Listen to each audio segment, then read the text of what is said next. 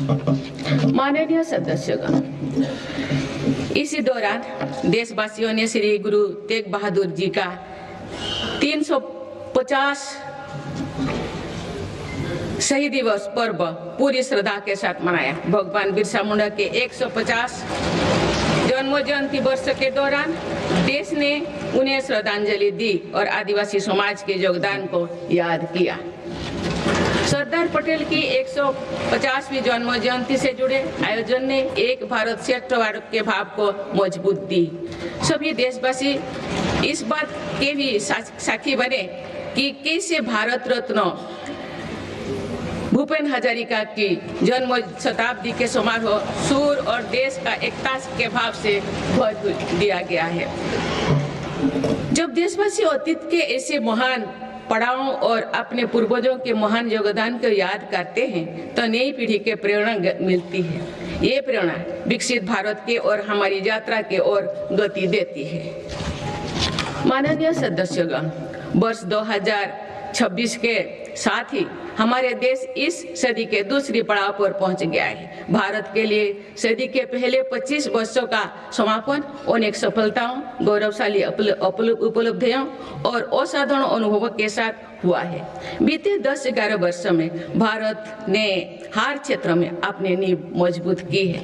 ये वर्ष 2047 तक विकसित भारत की तेज यात्रा का बहुत बड़ा आधार है। माननीय सदस्यगण, बाबा साहेब अम्बेडकर ने हमेशा समानता और सामाजिक न्याय पर जोर दिया है। हमारे संविधान भी हमें यही प्रेरणा देता है। सच्चा सामाजिक न्याय यानी देश के हर नागरिक को उसका पूरा हक मिले, बिना किसी भेदभाव से मिले। मेरी सरकार सच्ची सामाजिक न्याय के लिए समर्पित है और इसी का नतीजा है कि पिछले एक दशक में 25 करोड़ देशवासी गरीबी को हराकर गरीबी से बाहर निकल के सरकार के तीसरे कार्यकाल में गरीबों को सशक्त करने के लिए अभियान और तेजी से आगे बढ़ा है। पिछले एक दशक में गरीबों के 4 करोड़ पक्के घर बने। बीते एक वर्ष में 32 लाख नए घर गरीबों के को मिले। जल जीवन मिशन के 5 वर्षों में 12.5 करोड़ नए परिवारों तक पाइप से पानी पहुंचाया गया है। बीते एक वर्ष में करीब 1 करोड़ नए परिवार तक नल से जल की सुविधा पहुंची।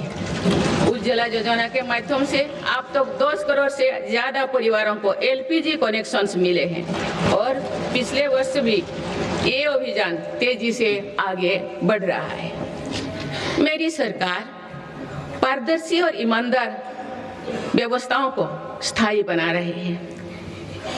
इसी एक वर्ष में सरकार ने 7 लाख करोड़ रुपया से अधिक लाभ डीबीटी के माध्यम से सीधे लाभार्थियों को पहुंचाया।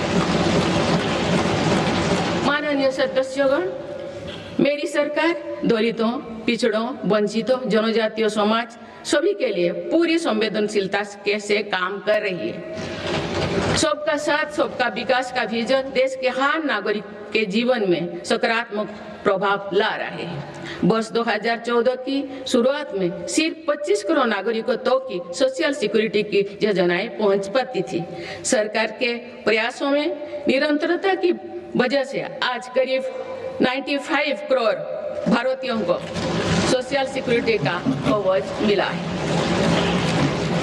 गरीब मरीजों के लिए प्रारंभ की गई आयुष्मान भारत योजना से बीते वर्ष तक देश भर के अस्पतालों में 11 करोड़ से अधिक मुफ्त इलाज किए जा चुके हैं। इस योजना के तहत बीते वर्ष 2.5 करोड़ गरीबों के मुफ्त इलाज मिला है। बीते लगभग 1.5 वर्षों में करीब 1 करोड़ बुजुर्गों को वय वंदना कार्ड जारी किए गए हैं। इनकी मदद से करीब 8 लाख बुजुर्गों ने अस्पतालों में भर्ती रहते हुए अपना मुफ्त इलाज कराया है।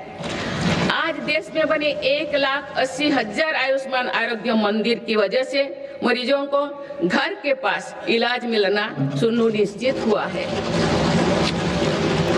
मेरी सरकार ने बड़ी बीमारियों के खिलाफ निर्णायक लड़ाई लड़ी है। सिकल सेल एनीमिया, उन्मूलन मिशन में 6.5 करोड़ से अधिक नागरिकों का स्क्रीनिंग की गई है।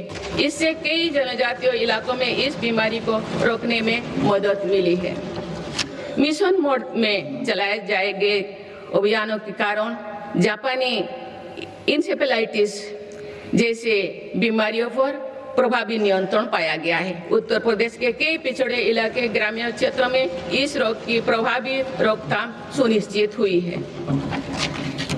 ये गर्व की बात है कि विश्व स्वास्थ्य संगठन में भारत को आंखों का संक्रमण ट्राइकोमा से मुक्त घोषित कर दिया है। मेरी सरकार हर नागरिक को बीमा सुरक्षा देने के लिए भी प्रतिबद्ध है। प्रधानमंत्री जीवन ज्योति बीमा योजना और पीएम सुरक्षा बीमा योजना की इसमें बड़ी भूमिका है। इन योजनाओं से करोड़ों जरूरतमंद नागरिकों को बीमा कवरेज मिला है। इनके तहत 24,000 करोड़ रुपया से अधिक का क्लेम भी दिया गया है। ये योजनाएं संकट के समय करोड़ों गरीबों का संबल बनी है। माननीय सदस्यगण, मुझे ये देखकर संतोष है कि आज देश के युवा, किसान, श्रमिक और उद्यमी विकसित भारत के निर्माण में अपनी भूमिका का लगातार विस्तार कर रहे हैं। बीते वर्ष के उत्साहवर्धक आंकड़े इसका प्रमाण है। पिछले वर्ष में भारत ने रिकॉर्ड 350 मिलियन टन से ज्यादा खाद्यान्नों का उत्पन्न हुआ है। 150 मिलियन टन उत्पादन के साथ भारत दुनिया का सबसे बड़ा चावल उत्पादन देश बन गया है। हमारा देश विश्व का दूसरे सबसे बड़ा मछली उत्पादन देश भी बना है। ये ब्लू इकोनॉमी में देश की सफलता को दिखाता है। दूध उत्पादन क्षेत्र में भी भारत दुनिया के सबसे सफल देश के रूप में जाना जाता है। एक सहकारिता आंदोलन की मजबूती का परिणाम है। देश के मैन्युफैक्चरिंग सेक्टर में भी इस दौरान रिकॉर्ड ग्रोथ दर्ज किया है। मोबाइल मैन्युफैक्चरिंग जैसे फील्ड में भारत अब दुनिया का दूसरे सबसे बड़ा देश बन गया है। 2025-26 के पहले 5 महीने में भारत का स्मार्टफोन एक्सपोर्ट 1 लाख करोड़ रुपया के पार हो गया था।